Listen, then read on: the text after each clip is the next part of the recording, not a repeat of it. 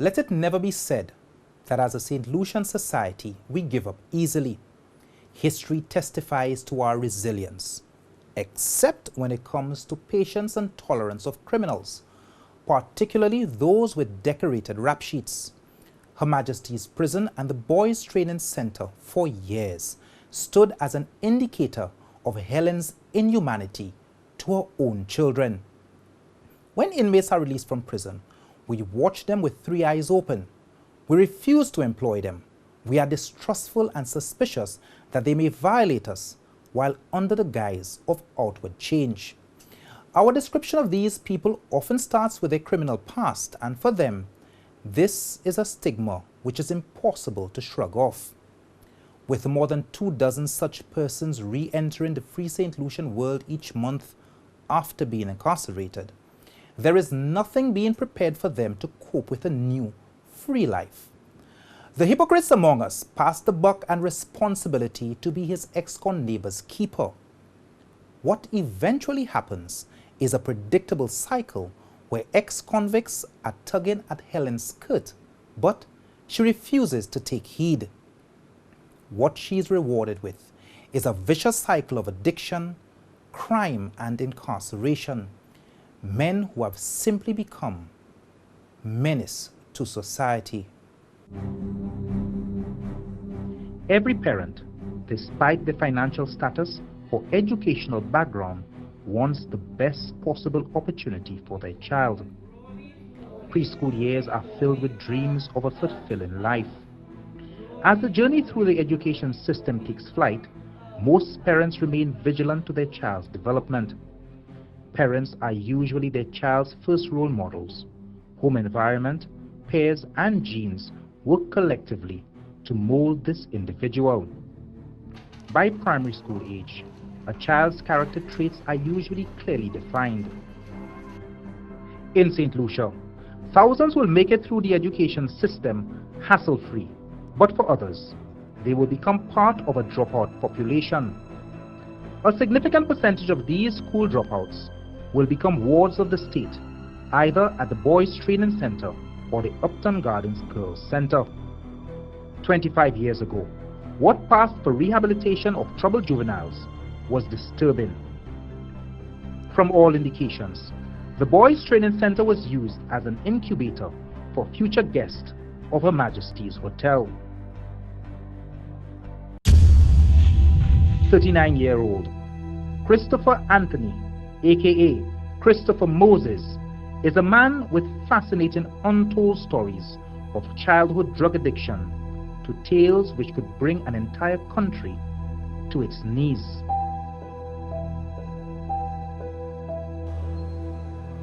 Christopher, after Methodist, what school did you go to? Well, I never really wanted to finish to go through the process of going to any other school because I was doing well at school, and I just decided, well, at the time of it then now, I was already consuming hard drugs. So like for me, I didn't really want to really go anywhere else again. I finished it in Methodist. How old were you when you stopped school? I was maybe about 13, 14 years. 13, 14. At what age did you start taking drugs? At the age of 11 years. To first-time users, crack cocaine delivers an intensity of pleasure completely outside the normal range of human experience. Crack users sometimes speak of the rush in terms of a whole-body orgasm. A crack high lasts 30 minutes. Then, the user has to take another hit to keep the high going. This is followed by the coming down phase, when that feeling of euphoria will start wearing off. After 18 to 24 hours without the drug, users will still feel the effects. Some may feel anxious or jittery, which is the opposite of getting high. There is no high like the first high, and it is this feeling that is constantly being chased. At 11 years old, Christopher was formally introduced to the white lady by his older brother. I saw him smoking a joint. So I tell him, well, Lassa, pass the joint, you know. So he tell me, well, he ain't want to give me a joint. If I want a joint, he'll buy me a joint. So I tell him, what sense it make to buy me a joint? When you're already smoking a joint, I could get a smoke in the joint. It's not a whole joint I want to smoke. So there you make him understand, he don't want to give me that joint. Because that joint have drugs in it. I say, but it's drugs you smoke in there. What are you telling me about that? So he tell me, he'll come straight to the point, it have crack in it. So I tell him, well, let me see how it is. He tell me he don't want to get to me. I tell him, but I ain't nothing. You know, like I pleading. Because he have it already and I see it, so like I don't want to really go on. So he decided to pass it for me. For me, that was the best high I ever had in my life. That was the best high I ever get. That was the best high to me. Like what I was looking for, I find it. So I went to the next man and I tell him, listen, I want to smoke a joint, listen. So he said, if you want to smoke a joint, I said, buy a joint to smoke. But I never really make him know what kind of joint I want to smoke. So I end up going and buy a 5-bag. And I come back. I tell him, well, roll it. So I tell him, no. I have something there I want you to put in it for me, you know. So he asks me what. So when I show him, he tell me, are you smoking that? I say, I ain't smoking that. I just taking a draw. He tell me like I smoking that because that's my, I'll say that will be the second time I will be going and smoke it. So he tell me, oh, you're doing that for me. So I had to go back to the same my brother, my elder brother. I had to go back to him and tell him, blend a joint for me. He insists, but at the end, I still make him do it for me. He do it. He blend it. And he tell me, don't come back behind him again. I see what he do there, so it's better I try and learn to do it myself than I have to be coming to him. So since I see the way he do it, to me that was a piece of cake. I didn't know how to do it, but since I see he do it in front of me, that was a piece of cake, so all right. I go and end up going to catch my high by myself. The rest of the stash, I end up smoking all. But then now, I'm thinking of, wow, me see, I said, but real nice, boy, how you working that again, boy? Like, damn, man, them time they're selling them shit $25 for one little piece of crack. $25. I say, wow, and $25, I see now is a lot of money in them time. From there now, I start touching my mother things. I start going in my mother's bag, taking her money, going to school. After school, most times when break time, I will leave the school and jump the wall and go in Conway, smoke my drugs, then come back. You were on crack when you were in primary school? Yeah. Yeah. All the time I go to school, if they didn't know I was on crack, you know. All the time, my father now, he used to be selling these things too.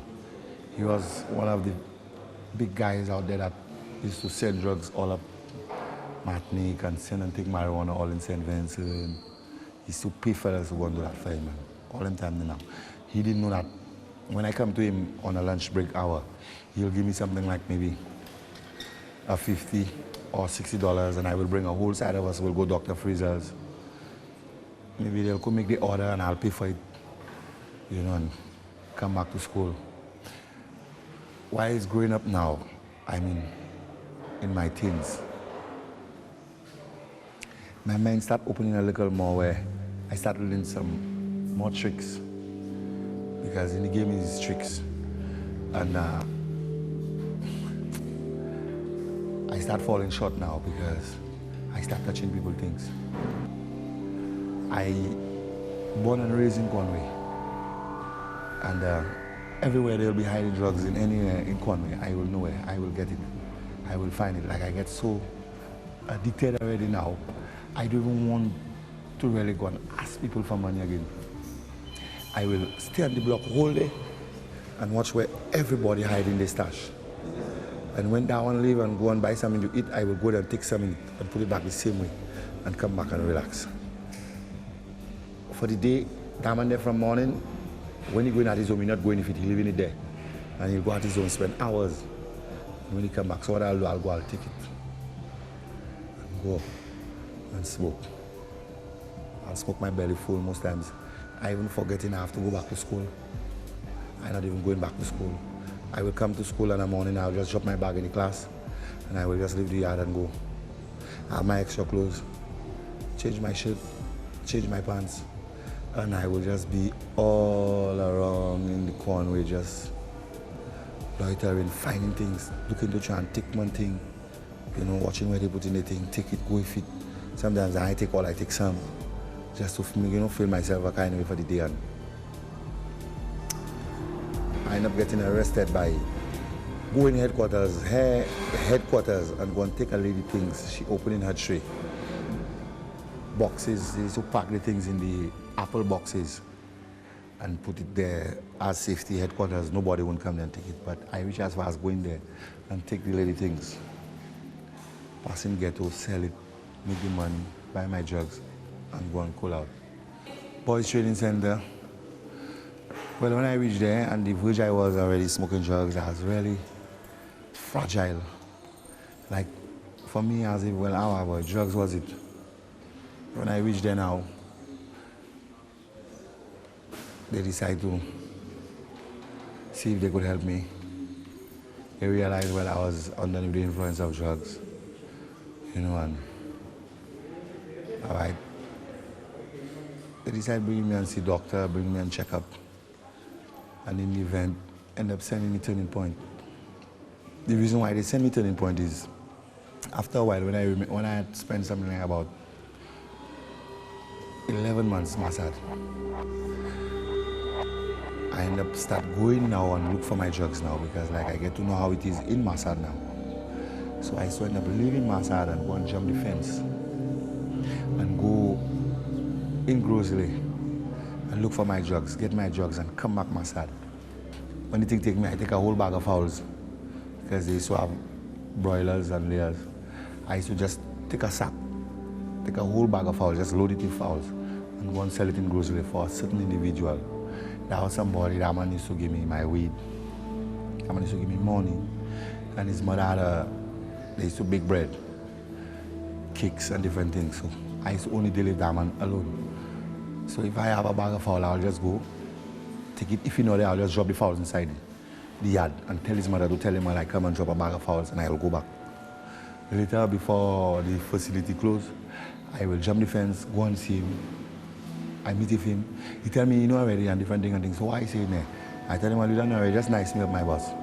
Just nice me up. I ain't making no price if you just nice me up. He used to give me maybe 2 ounces of weed, shrub, tobacco, and still give me a nice big piece of crack. I used to take my thing. I didn't used to make the fellas know I have crack. I used to make them know I have weed alone. So when I go up, I will go that on the lookout for me. That means they're looking out for if in case, well, you check it, I will come. When I come in the weed, pass in the back, bust a parcel, give everybody a little joint, couple sheets of job, then take my stash, run upstairs, put it in my base, take a big piece of crack, come back downstairs and go on the farm now, where we tie the cows, where they have the beehives, because we used to extract honey. I used to go way in the back and smoke my crack. Coming up, robbery, extortion, and attempted murder by a 5'6" bag of trouble.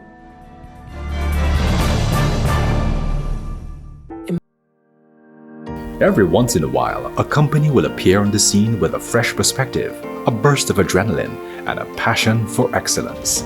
Its humble beginnings are steeped in social transformation. Last to enter the arena, it changes the status quo, and the game will never be the same again.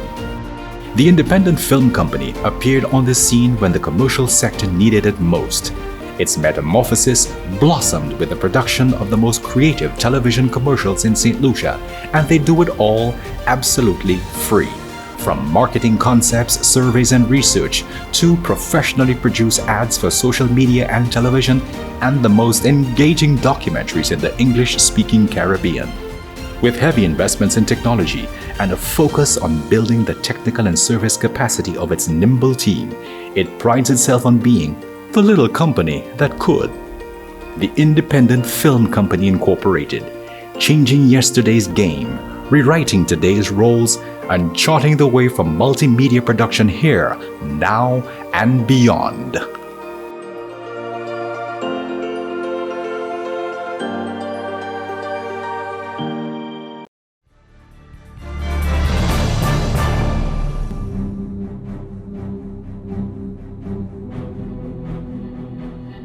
So now they decide to call Turning Point now, so that they could send me Turning Point. Well, in the event they did, they ended up sending me Turning Point for 1 month. Turning Point didn't do anything for me. And I'll say that to guys that think to themselves, it's true in a way, it's very nice to be going there to learn and know the effects of what drugs doing to your body and what it's doing to you. But Turning Point cannot help you stop smoking drugs. The Father alone not could do that. Christ, the Almighty. Sincerely, you pray for what you want, you get what you want. Me. With me now. I don't know if I'm not praying strong enough. After Master, here become my home. Away from home. Here. Prison. I just keep on coming to jail, until the day I give up. Until the day I go by the beach, me alone a lifetime and I have drugs to smoke. And when I light the first one I smoke, I start crying and asking myself question now. I which way like, I cannot take it again. I mean, I start asking myself questions. I say, no, that's not me. I mean, I know when you take people things and you take the wrong side of people things, they will sincerely put something behind you. They will sincerely mess you up spiritually. The second time, I ended up in jail at the age of 15 years. For doing what? Well, extortion, robbery. Extortion? You're 15 years old, how are you extorting somebody? How are you extorting somebody at 15 years old? How I extorting somebody? Yeah. That time they, guns was at hand. Not like now, but guns were at hand. A man from the ghetto will know your qualities and know the kind of speed you're pushing. He will borrow your gun without even thinking of what you will be going or what you're going to do to get. And all you know, when you come back, you will compensate him and give him back his gun. So tell me about that crime at 15. At 15, I used to live in Marshall now. And I used to be liming with Dixie Blues brother. He's a Ras now. I used to be liming with him. And we used to go around searching fellas, take what they have. You know, most likely if we get them, if nothing, beat them. And that was something, well, that wasn't really too bright. Now I really seen it to myself. But in them stages, I wasn't thinking so. So tell me what you got arrested for. I got arrested for robbery with violence. Okay. Tell me about that crime. Where did it happen? How did it happen? It happened like a night, rain falling on me and at St. Bob Charles, coming up by the Salvation Army there. We meet up with two people, a fella and a girl, you know. And we roll on the fella putting up a resistance. I end up having a knife, I end up joking him in his waist. Just to get what I wanted. I still end up stabbing him in his back again. You know, so he end up falling. When he end up falling, Bob Charles now end up searching him, take what he have. The girl there screaming. So Bob Charles now end up giving the girl a hard slap. So I tell him, why you knock the girl? You check why shouldn't you? He shouldn't knock the girl. You check the girl had nothing to do with that. It's the fella we want. It's what the fella have we want. So we end up taking the man wallet, take the man chains, the man had a couple of rings, take that and go. But through of my carelessness now, the next day, I end up walking down that same lane about the same time in the night that happened. So I end up walking down the lane, reach by the taxi stand, not knowing the man girl and some officers on patrol looking to see if they see any one of us. And it's me they end up meeting up with.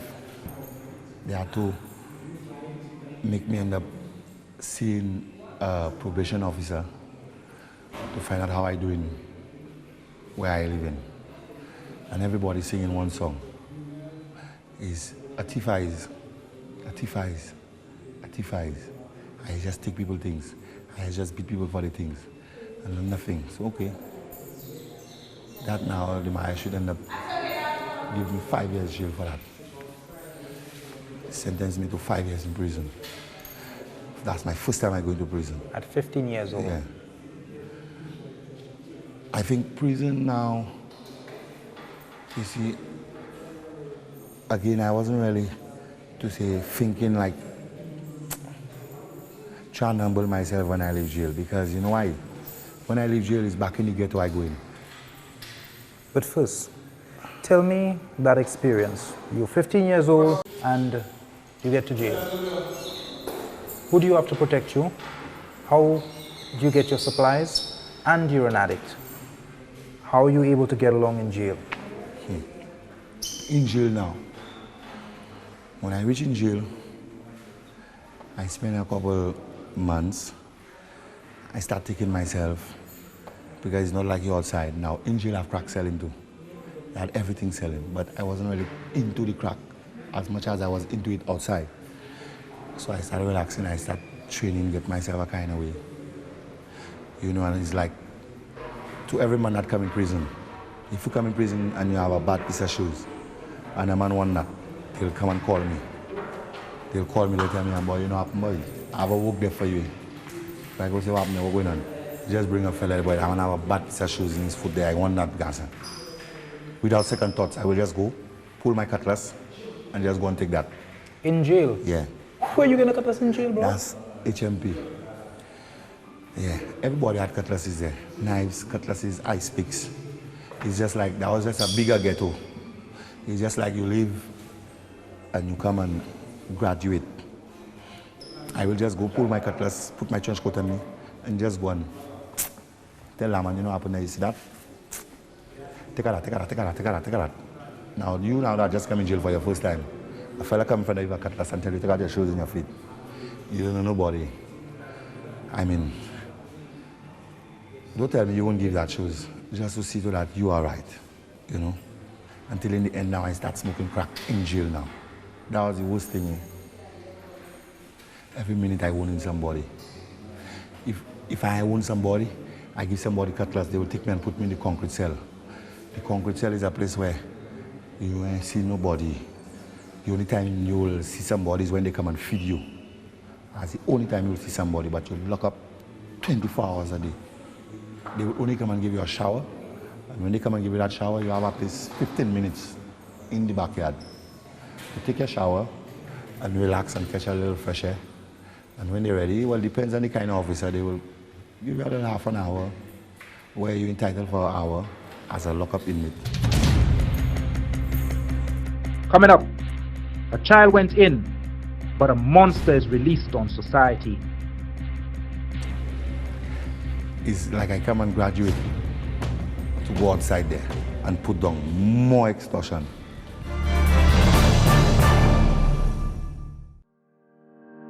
Every once in a while, a company will appear on the scene with a fresh perspective, a burst of adrenaline, and a passion for excellence. Its humble beginnings are steeped in social transformation. Last to enter the arena, it changes the status quo, and the game will never be the same again. The independent film company appeared on the scene when the commercial sector needed it most. Its metamorphosis blossomed with the production of the most creative television commercials in St. Lucia, and they do it all absolutely free. From marketing concepts, surveys and research, to professionally produced ads for social media and television, and the most engaging documentaries in the English-speaking Caribbean. With heavy investments in technology and a focus on building the technical and service capacity of its nimble team, it prides itself on being the little company that could. The Independent Film Company Incorporated, changing yesterday's game rewriting today's roles and charting the way for multimedia production here, now, and beyond.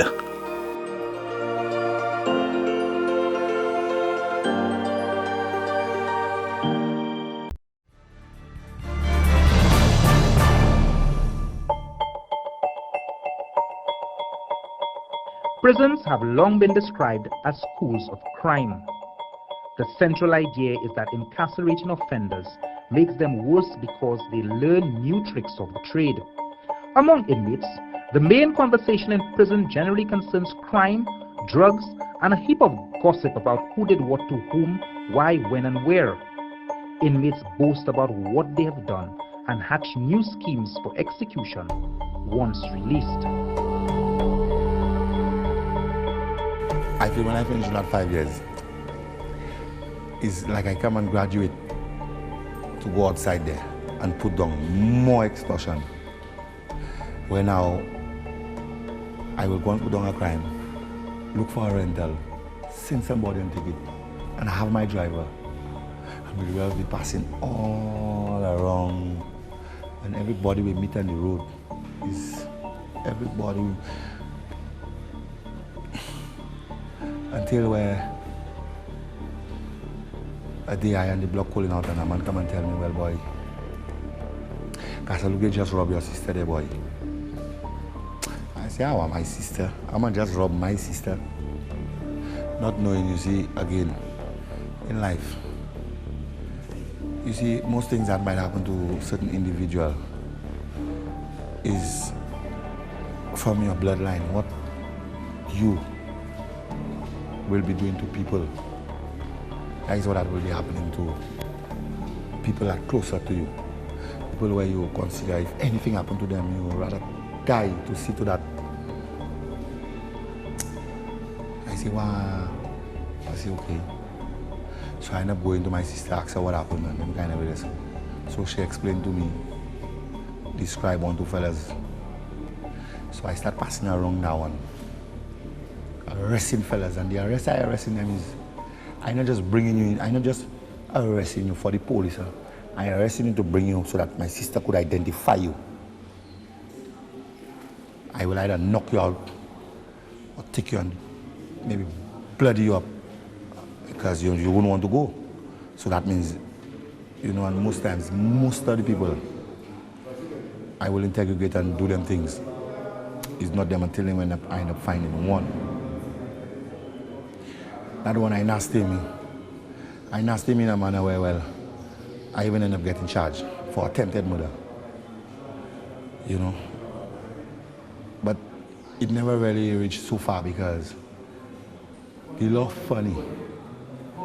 Christopher, let me stop you for a minute. You were a serial thief. You were stealing to support your habit. Somebody jacked your sister. Weren't you in a better position to understand you say he's a zombie just like me? I wasn't thinking so. To me, like, you do my sister that, and like, you know, and I seen on the other hand where I used to be doing people that, and I doing people that, and I seen, ma, like to me, I don't want to do nothing. Nothing. I don't do nothing. You are my sister? So now tell me, this is the third arrest.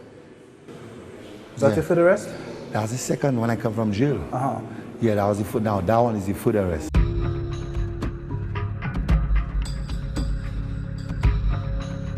Now burglary, you see burglary is breaking people's house. I don't do them things. You see, by the idea of coming and breaking your house, that's already too much work for me.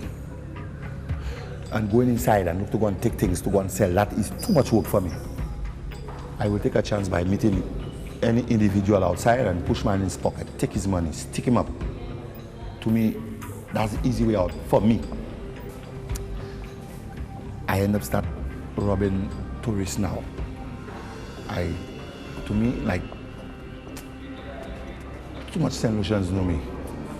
I know around Castries too much, so now I targeting the tourists and them now. I start robbing tourists, beat them bad, take all what they have. You know, first place I'll run is to the pusherman. You know, I won't run nowhere else, straight to the pusherman. Whatever I have, whatever they want to buy or what items I might take from the people, jewels, maybe certain things that phones and digital cameras, I will bring it to them. And I will give it to them next to nothing, just to get my drugs to smoke.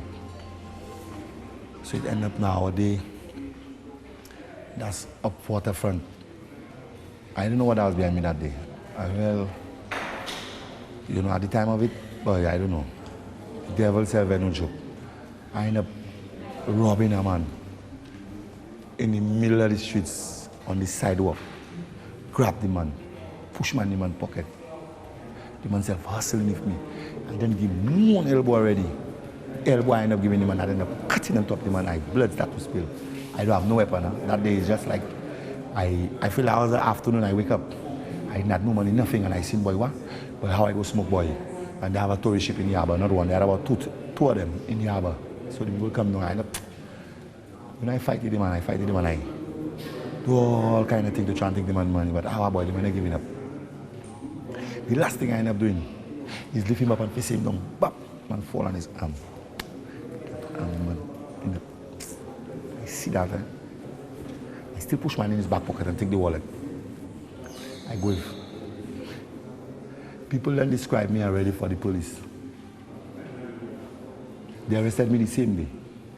The same day they arrested me, bam. The man ended up coming with his hands. So, but you see, good luck for me, the man couldn't make me out. The man couldn't make me out to say, well, like he could say, well, yes, it's me.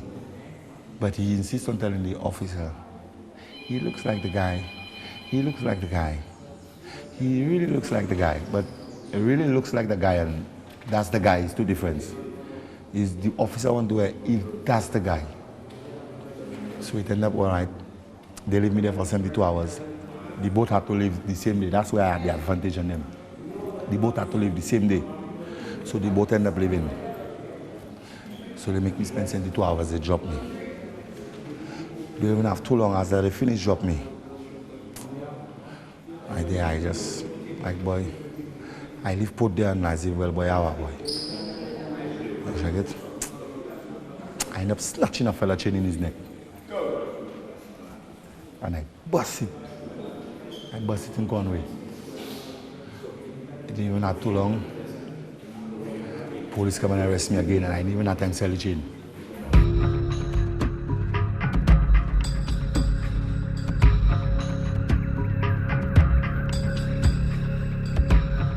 Christopher Moses, how will it end? How? Because there's two things going to happen. You're going to be sent here for a long time, or you are going to be killed. What is it going to take for you to stop? You've been here 23 times, correct? What's it going to take? Now, sincerely, I just want a place where I know at the end of the day I could rest my head and have something doing. I see now, you see, being on the streets and being in the ghetto, that's a pain. It's not pain. I waste 49 years of my life in jail, like 49. I'll say 49 years of my life. I'm not even really studying on. Like 39 years and I still come into prison. I don't have not even a sheep tied in a rope outside, far less a goat. And what will it take? You're here for 4 weeks and you've said this before. Yeah. You have been in jail before. Yeah. And you swear that when you get out, you'll be straight. Yeah. What is going to be different this time? You have 4 weeks. There are guys who have 4 years and they're saying the same story. What's it going to take? Let me ask you a question. If there was a little boy right now watching this program and he's smoking weed, he's going through the cycle, what would be your advice to him? Well, my advice to him is hold his head up. Friends,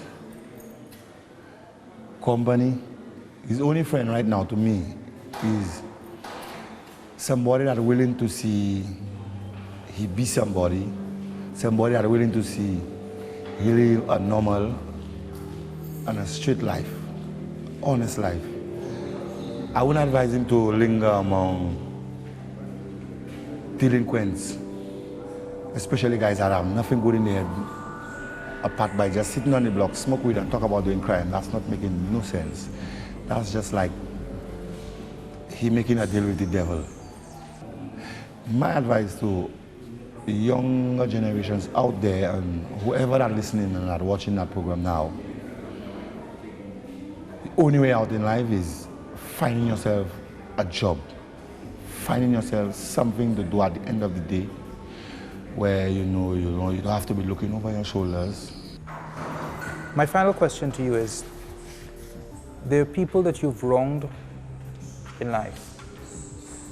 If you had a couple moments to talk to them and tell them sorry, or whatever else you'd like to say. Sincerely, I would. Because I was working, as I lived there, my father was working in a step program, I was working, and I see how hard it is for when somebody working for the money. I never work for somebody, I never work for people, and as I left there recently, I go and work a step program for 1 week, and I see how hard. The first day I didn't do nothing, the second day I didn't do nothing, the third day I almost leave and go. I almost fly the cutlass and just go, because I never know myself working for people, and I see how hard people taking it, working for the money, and at the end of the day, I used to pass and take the money. Very tough. And you see, I come from another work there. You see people that are working for the money, I will greet them to the best. I wouldn't even think of having any intention to try and stop them, to even ask them $1. Because you know why? For the amount of people that have taken the things already and just passed them, and today I still alive. I give thanks because you know why? I always acknowledge the Father alive. He's there, he existed. And I never give up on him. When we return, can someone like Christopher Moses be rehabilitated?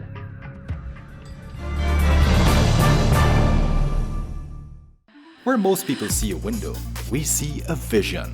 We see the hours of development and testing, from the precision of craftsmen, quality of components, CNC processing to form immaculate all-glass products, the dedication of people who stand behind a product built to last a lifetime.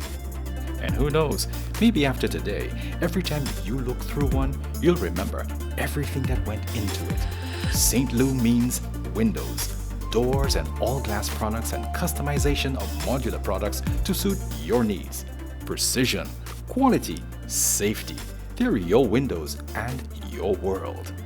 Call us today at 454-6538.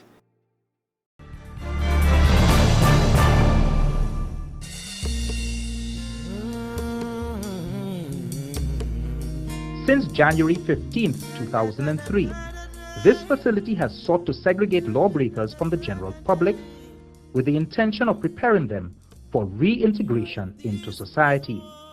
At present, 567 call Borderley home. There are 329 remands. 22 convicts are serving life sentences. One man waits nervously to face the gallows for the death of Officer Lester Remy. 22 prisoners are here for attempted murder. Prejudice, larceny, robbery, and stealing offenses are the crimes of choice of a significant percentage of Borderley's population. These crimes typically attract sentences of less than 5 years, despite the criminal code placing a maximum of 14 years for burglary. Also, sentencing by various magistrates vary from the letter of the law. Bonds and community service are seldom used. Instead, the big house in Dennery is fed with an average of 22 inmates every month. The law allows inmates to get 1/3 of their sentence remitted for good behavior. The recidivism rate is currently at 38%, which means that out of every 10 prisoners released, nearly 4 have had that big iron gate shut behind them more than 3 times. It is important to note that this is the lowest rate of recidivism since Dr. Kenny Anthony drew those curtains. The management of the facility attributes this significant improvement to its innovative intervention programs such as the Substance Abuse Program, Cognitive Behavior Adjustment Program, faith-based initiatives, in-house employment, library, and recreational therapy. Despite these successes, the Delta, Echo, and Tango units are on lockdown 23 hours a day. 163 inmates are gainfully employed behind these walls. 83 attend educational classes, of which 9 inmates are scheduled to write CXC exams this year. In 2011, 23 inmates successfully completed CXC examinations. There is also a 10-acre farm which produces 6,000 broiler birds every 3 months. In December 2012, the farm generated a record $25,000 in revenue from pork sales. Notwithstanding these surface accomplishments, there is a dearth of organized programs to help release inmates make it back into society and restore them to a useful life. As a St. Lucian society, there is a need for us to understand that people are not permanently criminal and change is indeed possible. However, there are some practical difficulties to rehabilitation. For example, there is no scientific research to determine how different individuals react to the same rehabilitation methods. Secondly, rehabilitation may depend more decisively on an individual's psychological background, hence on his particular motives to commit crimes, than on the rehabilitation methods. Thirdly, rehabilitation programs may prove too costly to be successfully implemented and utilized in our 2x4 piece of paradise. All of these challenges have not stopped one former prisoner's quest to reduce the rate of reincarceration with courageous and innovative schemes in his country. I was an inmate in the prison system at a tender age of 19, and while incarcerated, I was able to look back at my behavior, so to speak, and decide to turn a page in my life. Being a young man in the prison system, I saw a lot of other faces like mine that were in the prison system, and I felt that I could have made a difference in the life of these other young men. I wanted to go to prison and never come back. Not only for me, but I had made friends and I have heard testimonies of other inmates, and they also had the same expression. They wanted to go and never come back and live a productive life. But the greatest fear, even today in the prison system, for many inmates is when they are released, what sort of welcomeness, how they would be treated as it relates to their past. By his own accounts, Wayne was a menace to society. While serving an 8-year term for armed robbery, Wayne Chance received Jesus Christ and began conducting religious education in prison. He was the first inmate to be ordained while incarcerated. Following his discharge, he became an activist against crime and conducts several activities to prevent crime and to rehabilitate ex-prisoners. Vision on Mission provides a halfway house for ex-prisoners and deportees, as well as job placement. It provides academic, vocational, and other courses, as well as counseling to inmates. Today, 52 acres have been acquired and former prisoners are trained in various forms of agriculture, and collectively, they have plowed into an agriculture program meant to keep them gainfully employed, while at the same time contributing positively to Trinidadian society.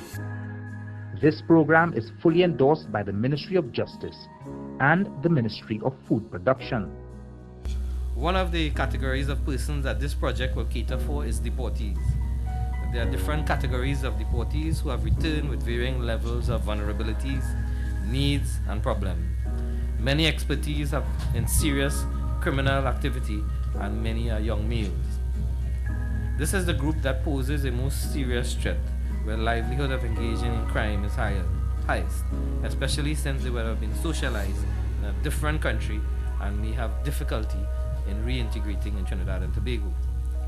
The Ministry of Food Production therefore sees this as an opportunity to strategically position agriculture and food production as a productive socio-economic solution in the government's arsenal of solution in this issue.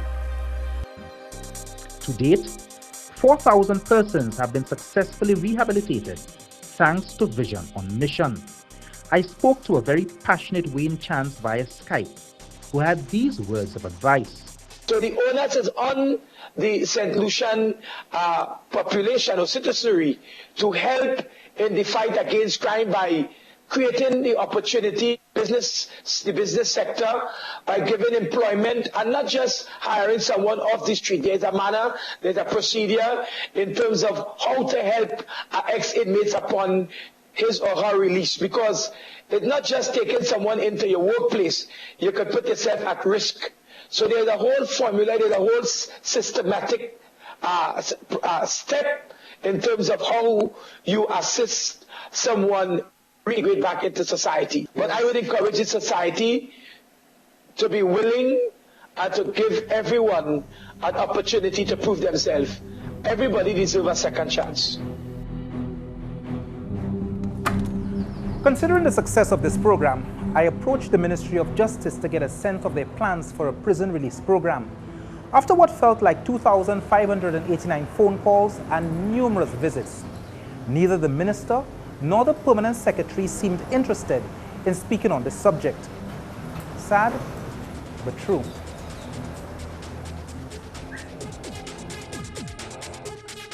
Prisoner rehabilitation is pointless if our society's mindset is not altered to reduce instances of stigmatization and ostracism towards offenders. However, this societal change is largely dependent on key public officers and government institutions such as the Attorney General's Chambers, the Ministry of Justice, and the Ministry of Social Transformation. Perhaps the most critical responsibility lies with the Ministry of Justice, whose role it is to provide clear policy direction to such public institutions. Mahatma Gandhi once said, "You must be the change you wish to see in the world." Changing the mindset, therefore, stands out as the single most important factor in driving the process of prisoner rehabilitation and reintegration into society. That change in mindset, however, must begin with those who are responsible for the legal framework which will govern the process, and unless this is done, there will be no improvement in the war against crime, a war which can be won. Could go on and on, the fool has never been told. Could go on and on, the fool has never been told. Could go on and on, the fool has never been